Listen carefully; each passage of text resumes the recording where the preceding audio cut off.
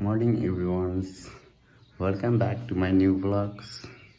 अहिले बिहानको 8 बजे छ। सो म आफ्नो एक्जामको प्रिपरेसन गर्दैछु। आजदेखि मेरो एक्जाम स्टार्ट हो। पहिले माघमा एक्जाम भइरहेको थियो, त्यही कारणले कोभिडले गर्दा एक्जाम रोकेको थियो। त्यही र आज फेरि एक्जाम स्टार्ट भयो। अहिले 10:30 बजेदेखि मेरो एक्जाम छ। खाना खाएर ड्रेस लगाएर अनि एक्जाम दिन जान्छु। अनि फेरि आएर आफ्नो ब्लगिङ स्टार्ट गर्छु। अहिलेको लागि म यति भन्न चाहन्छु। Have a safe morning. तपाईहरु यहाँ देख्न सक्नुहुन्छ तोरी छ। अहिले एकछिनमा मम्मी सुकाउनुहुन्छ। अहिले हल्का हल्का घाम लागेको छ। एकछिनमा मम्मी आएर तोरी सुकाउनुहुन्छ। बिहान बहुत कुहिरो लागेको छ। अहिले चारैतिर कुहिरो देखेको छ। त्यही भएर मेरो गाउँ अलि राम्रोसँग देखेको छैन। उता मेरो छतमा फुल फुलेको छ। अनि यहाँ अगाडिको दाइको घर हो।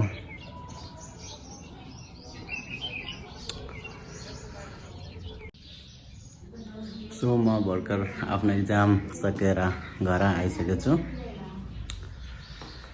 अब ड्रेस निकालेर यसो खेततिर घुम्न जान्छु।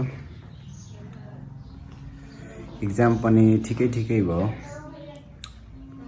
अरू जाने अरू नजाने पनि लेखे आफूले बुझेको जति। म आफ्नो ड्रेस निकालेर खेततिर जान्छु। सो फाइनली म एक्जाम दिएर घर आइसकेको छु। अब म आफ्नो रुममा हिँडिरहेको छु।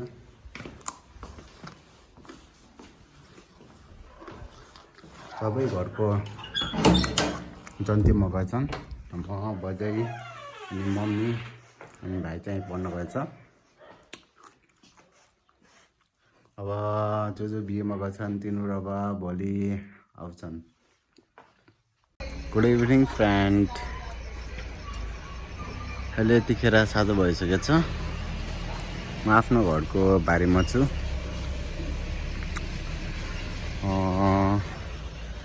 हाम्रो यहाँ बारीमा केही साग र तरकारी लगाएका छौँ।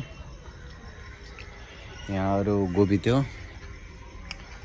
गोबी खाएर भ्याइसकेको छ, हल्का फुल्का छ। अब यहाँ केही दिनपछि हाम्रो प्याज लगाउनेछौँ। अनि यहाँ लसुन लगाएछौँ। पुरै टमाटर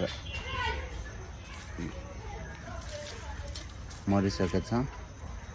पाला लगाइसकेको छ टमाटरमा।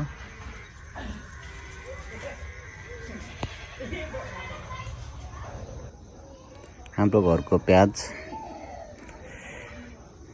हाम्रो यो प्याज आफ्नो घरको बारीमा लगाएको छौँ।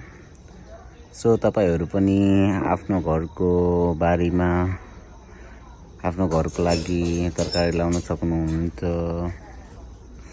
र लसुन लगाउन सक्नुहुन्छ। थोरै भए पनि आफ्नो घरको लागि हुन्छ।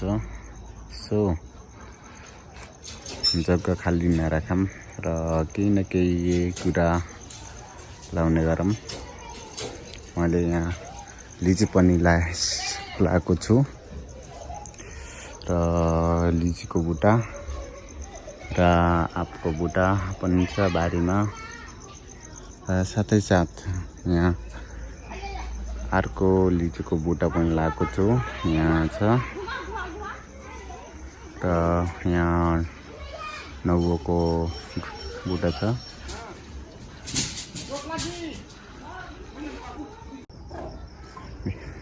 मेरो घरको जिम्मी हाइबन। हाई या या आइजा आइजा ए जा जा उता जा उता उता उता उता उता उता आइजा आइजा आइजा आइजा आइजा आइजा गुड गुड शाबास एकदम इमानदार छ गुड आज यो मासु खान्छ बङ्गुरको मासु आज घर थोरैजना छौँ त्यही भएर आज घर बङ्गुरको मासु ल्याउँछौँ आज 3 जना मासु खान्छौँ बङ्गुरको अनि यो पनि बङ्गुरको मासु खान्छ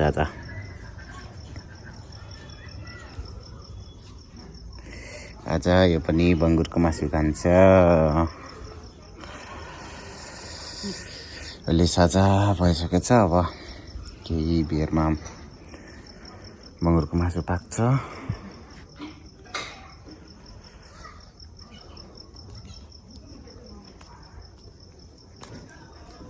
सो अहिले म आफ्नो घरको छतमा फेरि जाँदैछु पुरै अँध्यारो छ बत्ती बाल्नै छ बत्ती बल्यो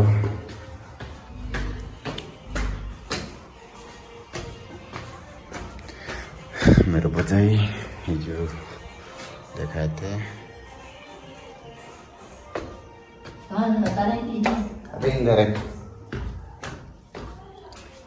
सो अहिले म घरको छतमा आइसकेको छु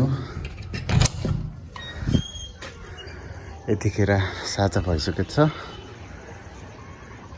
सबैले खाना पकाउँदै बसेका छन् पुरै धुवा देखिन्छ गाउँमा भोलि त्यहाँ जन्ती आउँछ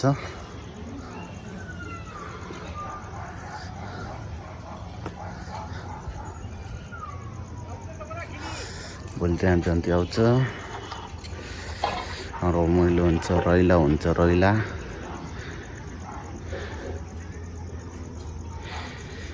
पश्चिमको पिप्रा भन्ने ठाउँबाट त्यहाँ जन्ती आउँछ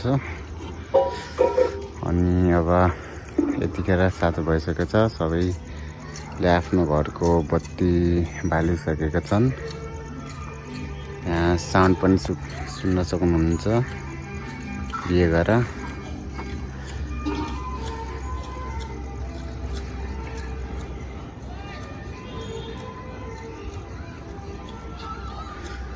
सो म यति भन्छु